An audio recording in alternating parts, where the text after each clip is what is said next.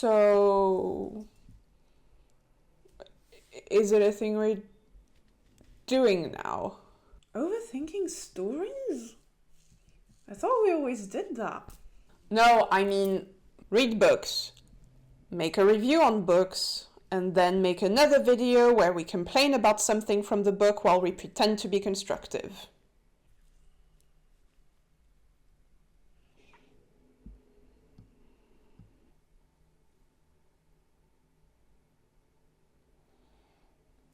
Why are you looking at me?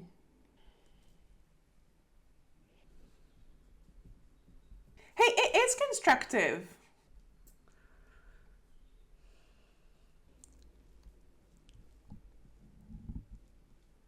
Whatever, like you two are any better.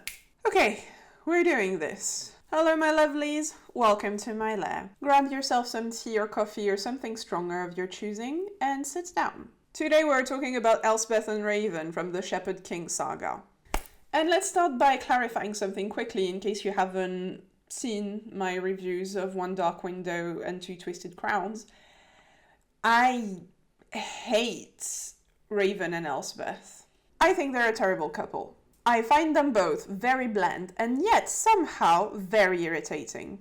But that's not really what I want to talk about today. I mean, it is, but not only.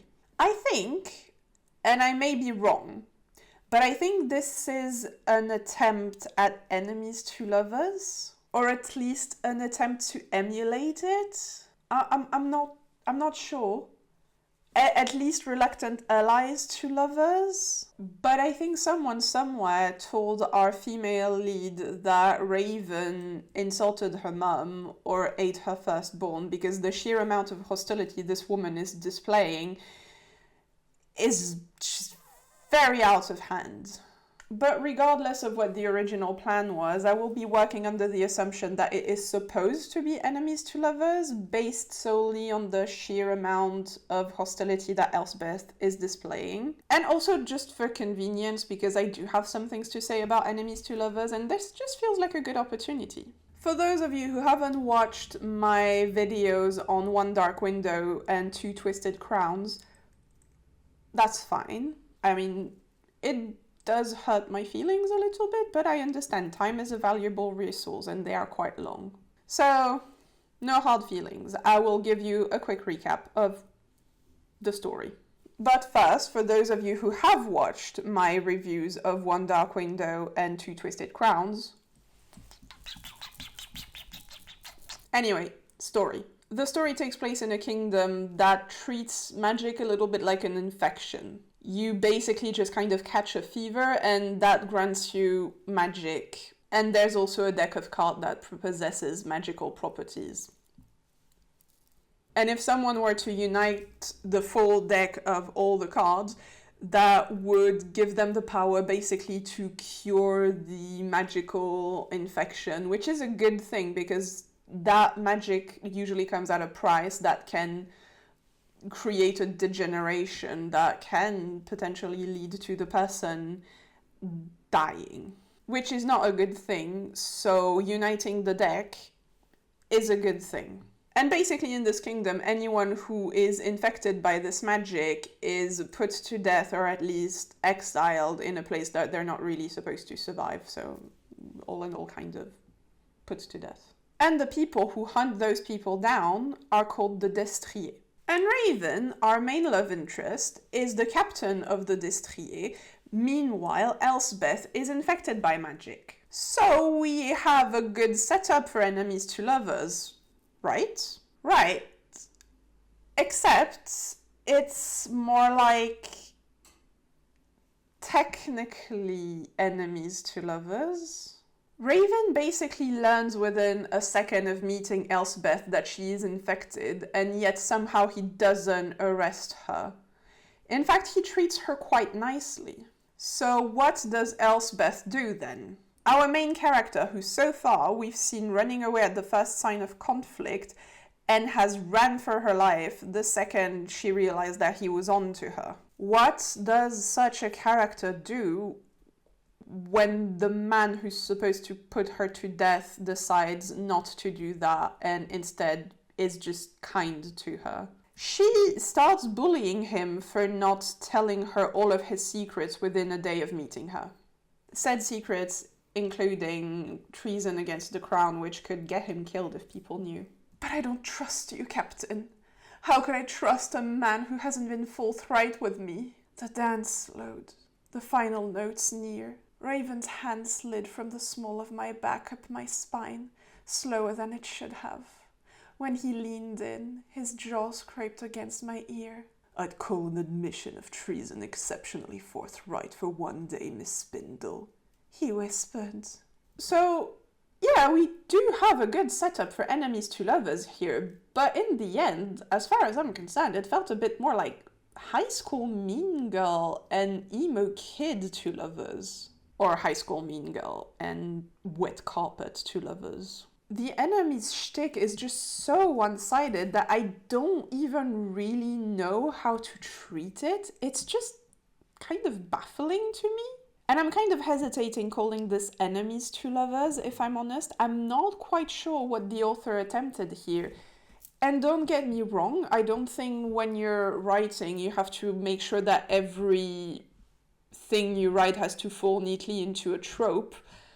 But the fact that Elspeth is just constantly quite hostile towards Ravyn makes me think that it is an attempt at enemies to lovers. And also the fact that the setup is here for it. And don't get me wrong, this review is not about shitting on enemies to lovers as a trope. I actually quite like enemies to lovers. I generally really love any type of relationship and dynamics, be it romantic or non-romantic, that involves really complex feelings and emotions. Complex and contradictory feelings and emotions. I just find it fascinating, and it's an emotional powerhouse. So I get it, I get the appeal, I get the popularity.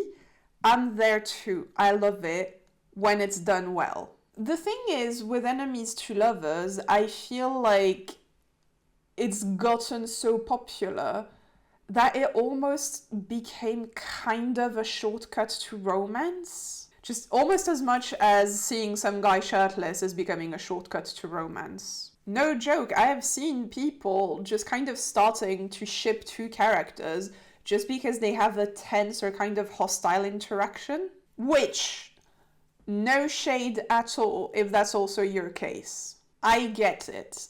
I have sometimes just shipped the main character with the main bad guy just cuz. But it may be a bit mean of me to say that, but in the case of One Dark Window, I feel like we're starting to miss the plot a little bit.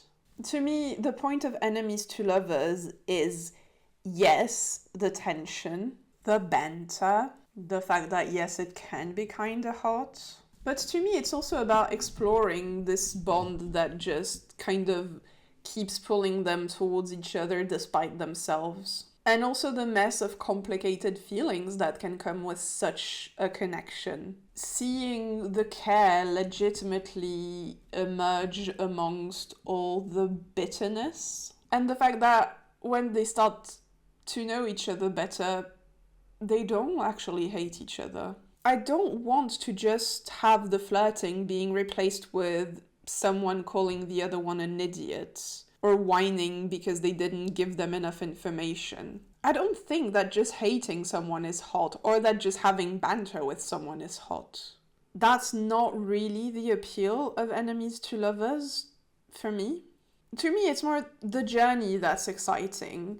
So, of course, if there's banter and it's good and it's well written, of course I'll enjoy it. I always love good banter.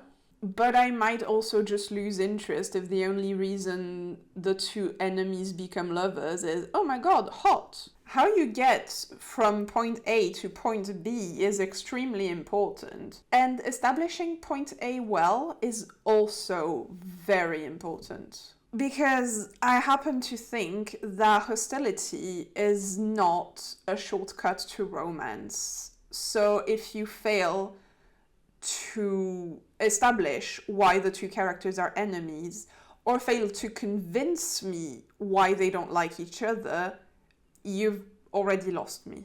Back to Ravyn and Elspeth. I do think we have a solid base with them. She is infected by magic, and he is tasked to kill people infected by magic. Again, solid base for enemies to lovers. But then the story just kind of flips, and Ravyn ends up not being an enemy, because he is a good guy and he doesn't want to kill infected people. So they are not enemies then. But Elspeth still behaves like they are. So we have a massive disconnect. Ravyn cocked her brow. Do you have something against Distriers, Miss Spindle? Not all of them. I searched his face. When I noted the bruise along his cheekbone where I'd kicked him earlier, a small smile of my own slid across my mouth. But most. So yeah, in this scene, he's done said nothing wrong. Said nothing wrong before this scene. So the fact that she just like has a laugh about the fact that she kicked him and he bruised?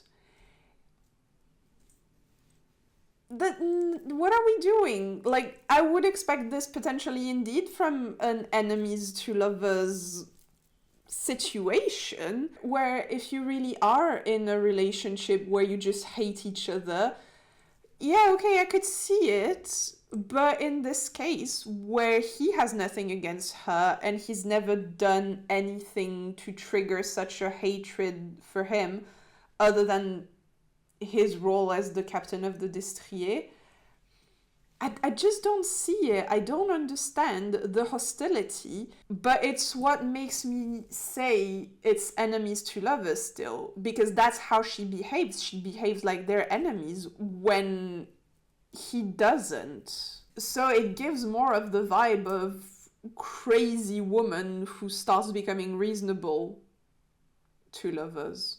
And maybe you'll tell me, yeah, but he is the captain of the Destrier. He is the guy who is supposed to kill her, so it's normal for her to not trust him. So it's normal that she acts like he's an enemy. But I would actually tend to disagree, because while I do think that it's normal for her to distrust him, distrust doesn't necessarily come with open hostility. So for her to be on the careful side would have been completely reasonable. But the problem is that she just kind of bullies him. And maybe the word is a bit strong, you know, but my point still stands. I'm just being dramatic. But she does constantly snap at him, and there are a few times where she just like pokes her finger in his face and just gets snappy. Meanwhile, he's just patient and nice the whole time. To me, when you're writing enemies to lovers, I think it's important to constantly keep balancing your character's reaction to the situation they're in. The problem is I don't think there's any handbook on how to write a perfect enemies to lovers situation, because it will always depend on the specifics of the story. Like, you can have multiple enemies who will absolutely try to kill each other, and you can have something that's a bit more, I don't know how to say it, tamed. Which to me is the case here, because while they are technically mortal enemies, because Ravyn doesn't act like it, for Elspeth to react like he is unreasonable. So if your character's reaction is disproportionate compared to the situation they're in, your character just ends up looking completely unreasonable. So yeah, I think it is important to bear in mind how strongly their enmity runs. Then again, if your goal is to have one of your character appear completely unreasonable only to then change, and that's when the characters can get together, by all means then do it. That's fine, your characters are completely allowed to be unreasonable as long as you are aware of it. But in the case of One Dark Window, I don't think it's the case. I don't think Elspeth is supposed to look unreasonable, but it's just how she ended up looking to me. So yeah, I would say don't have your character be antagonistic just because you think it's hot. Or if you do really, really want to have them be antagonistic because you really, really do think it's hot, just keep in mind that it has to be proportionate to the situation they're in. Maybe just ask yourself, what has character A done to justify that character B is now lashing out at them? And is it enough to justify such a reaction? How strong is the reaction? And do I really want them to go that far? If they're kind of just technically enemies to lovers and they haven't really done anything to cause this amount of grief, making them too antagonistic is probably going to feel a little bit wrong. Which, again, you can absolutely do, but you need to be aware of it and treat it as such. Because, personally, there's very little things that piss me off more in a story than a character acting like a little drama queen and a little diva and have the story just completely 100% be on their side.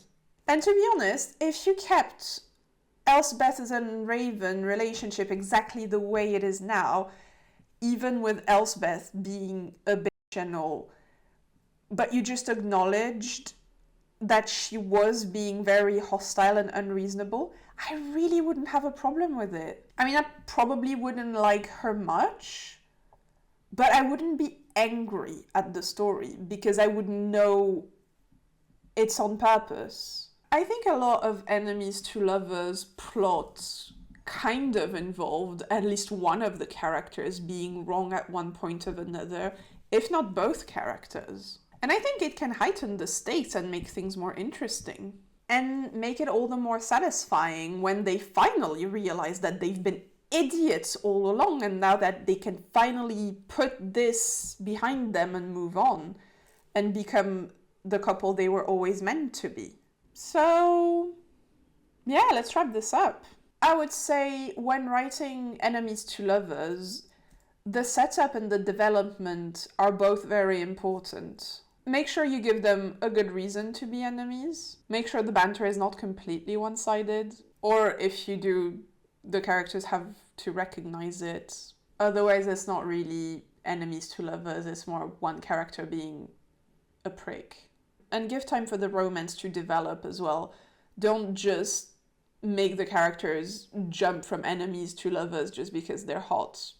That's cheap. Also, maybe think about what makes them go from enemies to lovers. When and why do they start making that transition in their dynamic? Does one character change sides? Are the characters forced to work together and they start realizing that the other has qualities that they really appreciate? There are so many good answers that you can pick for a story, and I think that's part of what makes enemies to lovers so exciting. It's all about exploring a change of dynamics between two people and the complex web of feelings and emotions that are developing between them, and also to challenge the preconceived opinions that they have on each other. Which is why I find it so frustrating when it gets reduced to, oh, you're hot and I hate that you're hot, let's kiss and insult each other.